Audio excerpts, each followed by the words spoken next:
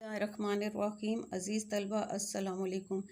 पिछली दो वीडियोस में हमने हज़रत मोहानी की गज़ल के तमाम अशार की तशरीह की थी। आज हम इसके सवालों के जवाबात करेंगे। गज़ल का जो पहला शेर है वो है, आतिश गुल से तमाम चमन के दहकने से शायर की क्या मुराद है। ये जो पहला शेर है इसमें से ये सवाल लिया गया है। इसकी हम तशरीह कर चुके हैं। अगर आप लोगों बच्चों को तशरीह आती होगी तो वो सवाल का जवाब खुद से लिख सकते हैं। अब पहला सवाल है कि और आपका पेपर में ये जो है ऊपर शेर लिखा हुआ होगा और नीचे सवाल लिखा होगा, तो आपके लिए वो आसानी हो जाएगी। आतिश गुल से तमाम चमन के देखने से शायर की मुराद है कि मेरे महबूब के खूबसूरत और रोशन चेहरे से पूरी महफिल यानी अंजुमन रोशन है। शायर ने महबूब के चेहरे को फूल और बज़्म यानी महफिल को चमन यानी बाग से तशबीह दी है कि इस गुल की यानी महबूब की आग यानी उसका खूबसूरत चेहरा जो दहक रहा है, उसकी खूबसूरती से तमाम बाग दहक रहा है यानी रोशन हो गया है। ये सवाल नंबर 1 है। अब सवाल नंबर 2 देखें। सवाल नंबर 2 में शायर के दिल ने किस किस्म के चलन सीख लिए। ये भी ऊपर शेर लिखा हुआ होगा और आपको नीचे सवाल होगा। शायर कहते हैं कि मेरे दिल ने महबूब के तमाम चलन यानी तौर तरीके सीख लिए हैं। महबूब के हसीन होने के गरूर से उसने हैरत और महबूब की शौक़ी यानी शरारत से बेकरारी सीख ली है।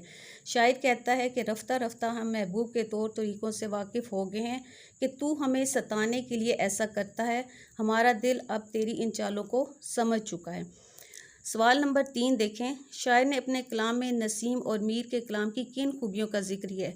ये जो हमने आखिरी शेर की तशरीह की थी मक्ता की, उसमें जो शायर ने 2 और शोरा के तखल्लुस इस्तेमाल किए हैं, उसका जवाब देखें कि शायर हसरत मोहानी ख़ुद से मुखातिब होकर कहते हैं कि हसरत तुम्हारे कलाम में शायर असगर अली ख़ान नसीम के कलाम की सी शीरीनी यानी मिठास और मीर तकी मीर का सा सोज़ो गुदाज यानी रंजो गम की कैफियत पाई जाती है। और जिसके कलाम में इन दोनों शोरा की खूबियाँ हों तो उसके कादिरुल कलाम होने में क्या शक है।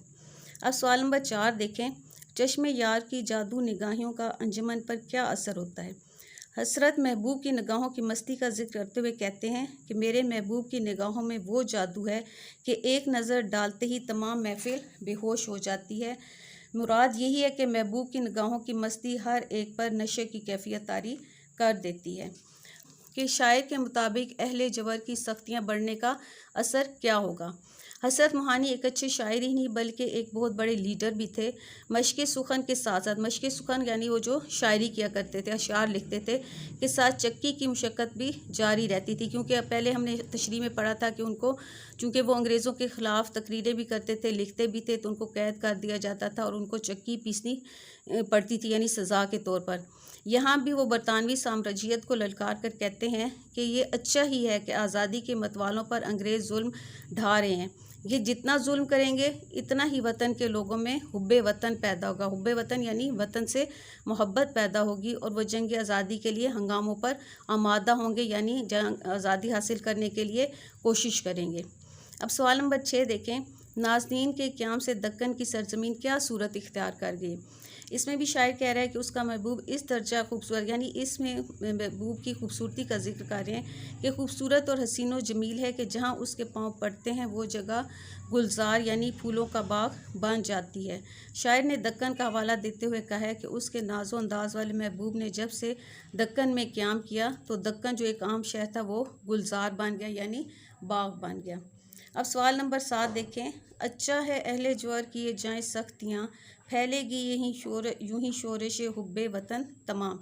इस शहर में अहले ज्वर से कौन मुराद है और शोरश हुब्बे वतन के फैलने से शायर की क्या मुराद है। अब अहले ज्वर से मुराद यूं तो जुल्म करने वालों से होती है, लेकिन यहाँ अंग्रेज़ हिंदुस्तानियों पर बेहद जुल्म कर रहे थे, इसलिए इन्हें अहले ज्वर कहा गया है। और अहले ज्वर की सख्तियों की वजह से वतन की मोहब्बत का शोर फैल रहा है यानी तहरीक आज़ादी और हुब्बे वतन को बढ़ावा मिल रहा है। अब ये आपकी जो हसरत मोहानी की गज़ल के 7 सवालात थे जिनके जवाबात हमने कर लिए हैं। उम्मीद है आप सबको समझ आ गई होगी। अगर आपको अच्छी लगी है वीडियो और आपको सारी तशरीहात और सवालात के जवाब समझ आ गए तो मेरी वीडियो को लाइक करें, शेयर करें, सब्सक्राइब करें।